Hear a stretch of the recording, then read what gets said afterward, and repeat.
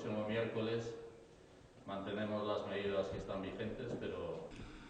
Ministra Andrea, Galizako presidente jauna, presidente y consejera delegada de PIMAR, representantes de comunidades autónomas, miembros del sector de la construcción naval que participáis también de esta Junta General de Accionistas de PIMAR, egun on.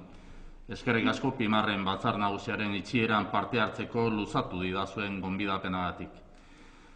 Junto con la consejera de Desarrollo Económico, Sostenibilidad y Medio Ambiente, agradezco la invitación a participar en la clausura de la Junta General de PIMAR.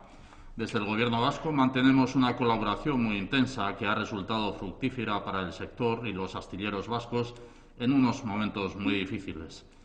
El modelo de colaboración público-privada con la participación de PIMAR se ha demostrado eficaz.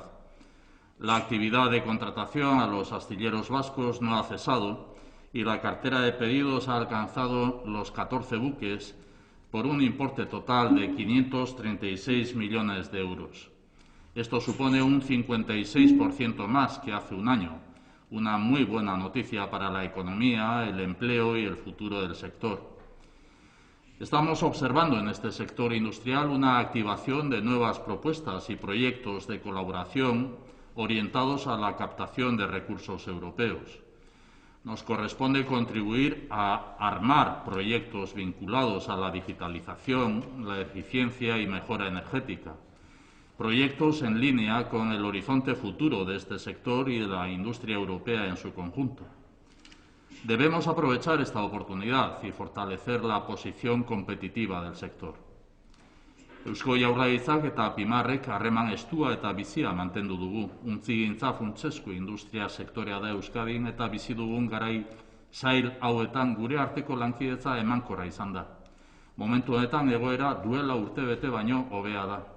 Euskal ontziolek guztira 14 ontzi egiteko eskaria dute, hau da 556 milioi euroko inbertsio bat duela urtebete baino 156 gehiago.